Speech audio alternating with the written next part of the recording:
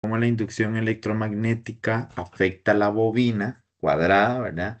Y lo que se encuentra en el problema subrayado en amarillo son algunos datos que se van a ocupar posteriormente en la resolución del ejercicio, como lo viene siendo 100 vueltas, un ángulo de 45,0 grados, una razón entre el tiempo y el campo magnético de 0,002 tesla sobre segundos y una fuerza electromotriz de 120 milivoltios. Nos piden calcular la longitud total del alambre, así como la fuerza electromotriz inducida, si ahora la bobina es orientada de forma que la normal a su plano es paralela del campo magnético.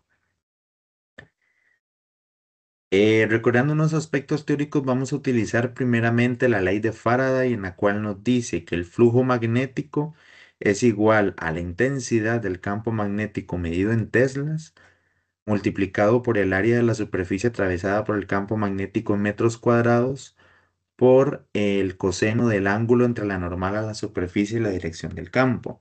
De aquí vamos a obtener la variación del flujo magnético en donde la D del flujo magnético entre la D del T es igual al área por coseno del ángulo dB dt.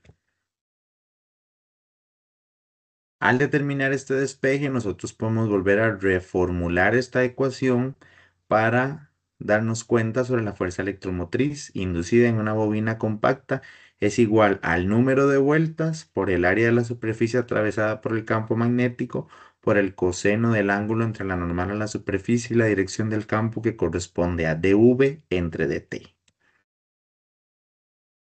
De aquí procedemos a la resolución del ejercicio. Podemos observar que en los datos del problema tenemos una fuerza electromotriz de 120 milivoltios, que eso corresponde a 0,120 voltios. Vueltas, que es N, tenemos que son 100, un ángulo de 45,0 grados y una razón entre el campo magnético y el tiempo de 0,002 tesla sobre segundos. Posterior a esto, nos piden a nosotros calcular lo que viene siendo primeramente el área para determinar la longitud. Entonces, por lo tanto, siguiendo la ecuación anterior, vamos a sustituir los datos. E viene siendo 0,120 voltios, es igual a N negativo, que son 100, por A, que no lo tenemos, que lo vamos a conseguir, por el coseno del ángulo de 45,0 multiplicado por 0,002 tesla sobre segundos. Al realizar las operaciones correspondientes nos damos cuenta que al meter en la calculadora el coseno 45,0 grados nos da raíz de 2 entre 2 por 0,002 teslas. Al tener esto, observamos que para el despeje del área vamos a obtener la fuerza electromotriz entre el número de vueltas que corresponde al n por coseno del ángulo por dV entre dt. Entonces sustituimos los datos, 0,120 voltios que tenemos de la fuerza electromotriz, número de vueltas 100 por coseno del ángulo que nos da raíz de 2 entre 2 por 0,002 tesla sobre segundos, que esto nos da un área de 0,848 metros cuadrados. Al tener el área nos damos cuenta que el S va a constituir, el S al cuadrado, constituye lo que viene siendo un lado del cuadrado. Entonces lo que se prosigue es a sacar la raíz de ese S al cuadrado de 0,848 y nos da 0,921 metros.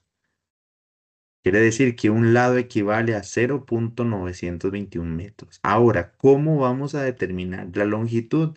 Si tenemos una bobina cuadrada, que bien el problema nos decía, tenemos que multiplicar ese S por 4. Y al hacer la operación respectiva, tenemos que la longitud de la vuelta al, a la bobina cuadrada equivale a 3,684 metros. Pero la longitud total en este caso, como son 100 vueltas que realiza la bobina cuadrada, equivale a 368,4 metros. Se multiplica 100 por 3,684 metros, lo que se tiene la primera respuesta de la incógnita A, que nos pedían la longitud total de la bobina de 368,4 metros.